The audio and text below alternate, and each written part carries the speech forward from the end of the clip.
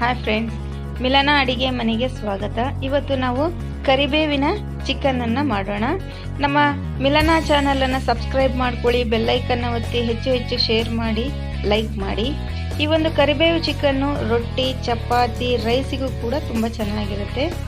ಇದಕ್ಕೆ ಬೇಕಾಗಿರುವಂತಹ ಪದಾರ್ಥಗಳು: ಒಂದು ಹಿಡಿಯಷ್ಟು ನಾನು ಇಲ್ಲಿ ಹಸಿ ಕರಿಬೇವನ್ನು ತಗೊಂಡಿದ್ದೀನಿ, ಒಂದು 4 ಚಕ್ಕೆ, 4 ಲವಂಗವನ್ನು ನಾನು ಇಲ್ಲಿ ತಗೊಂಡು ಇದನ್ನು ಮಿಕ್ಸಿಯಲ್ಲಿ ಹಾಕ್ಕೊಂಡು ಪುಡಿ ಮಾಡ್ಕೊಳ್ಳೋಣ.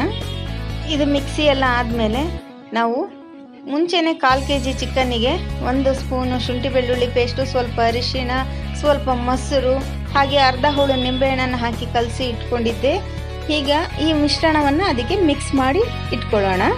ಇವಾಗ ನಾವು ಒಲೆ ಮೇಲೆ ಬಾಣಲೆಯನ್ನು ಇಟ್ಟು 3 ಸ್ಪೂನ್ ಎಣ್ಣೆಯನ್ನು ಹಾಕಿ, 1 ಪಲಾವ್ ಎಲೆ, 1 ಲವಂಗ, 1 ಏಲಕ್ಕಿ, ಹಾಗೆ 1 ಚಕ್ಕೆಯನ್ನು ಹಾಕಿ, 2 ಹಸಿಮೆಣಸಿನಕಾಯಿ ಹಾಗೂ 1 ದೊಡ್ಡ ಈರುಳ್ಳಿಯನ್ನು ಹಾಕಿ ಇಲ್ಲಿ ನಾನು ಚೆನ್ನಾಗಿ ಫ್ರೈ ಮಾಡ್ಕೊಳ್ತಿದ್ದೀನಿ. ಹಸಿಮೆಣಸಿನಕಾಯಿ ಖಾರ ಇಲ್ಲ, ನಾವು ಅದಕ್ಕೆ 5-6 ಹಾಕ್ಕೊಂಡಿದ್ದೀನಿ.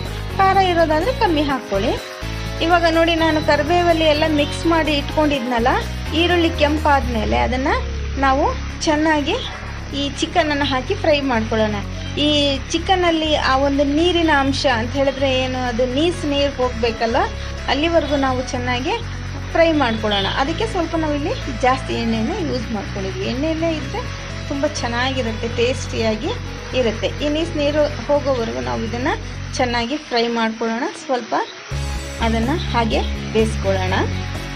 ಈ ನೀರೆಲ್ಲ ಹೋದ್ಮೇಲೆ ನಾನು ಖಾರ ಕಡಿಮೆ ಅನಿಸಿದ್ದಕ್ಕೆ 1 ಸ್ವಲ್ಪ ಖಾರ, 1 ಸ್ವಲ್ಪ ಅರ್ಧ ಸ್ಪೂನಷ್ಟು ಧನಿಯಾ ಹಾಕಿಬಿಟ್ಟು ನಾನು 1 ಸಣ್ಣ ಟೊಮೊಟೊನ ಜ್ಯೂಸ್ ಮಾಡಿ ಹಾಕಿದ್ದೀನಿ. ಸ್ವಲ್ಪ ಗ್ರೇವಿ ಬರಲಿ ಅಂತ ಹೇಳ್ಬಿಟ್ಟು 1 ಟೊಮೊಟೊವನ್ನು ನಾನಿಲ್ಲಿ ಯೂಸ್ ಮಾಡಿದ್ದೀನಿ. ಇದೆಲ್ಲ ಚೆನ್ನಾಗಿ ಫ್ರೈ ಆದಮೇಲೆ ನಾವು ಈ ಕರಿಬೇವಿನ ಚಿಕನ್ ನಮಗೆ ರೆಡಿ ಆಗುತ್ತೆ. ಇದ್ರ ಮೇಲೆ ನಾವು 1 ಹಸಿ ಕೊಬ್ಬರಿಯನ್ನು ಹಾಗೆ ಒಲೆ ಮೇಲೆ 1 ಹಂಚನ್ನು ಇಟ್ಬಿಟ್ಟು ಈ ಕರಿಬೇವಿನ ಸ್ವಲ್ಪ ಹಾಗೇನೆ ಬೆಚ್ಚಗೆ ಮಾಡ್ಕೊಂಡಾಗ ಕ್ರಿಸ್ಪಿ ಆಗುತ್ತೆ. ಅದ್ರ ಮೇಲೆ ಲಾಸ್ಟಿಗೆ ಇಳಿಸಿದ ಮೇಲೆ ಹಾಕಿದಾಗ ನಮ್ಮ ಒಂದು ಕರಿಬೇವು ಚಿಕನ್ ಸವಿಯಲು ಸಿದ್ಧ ಇದೆ.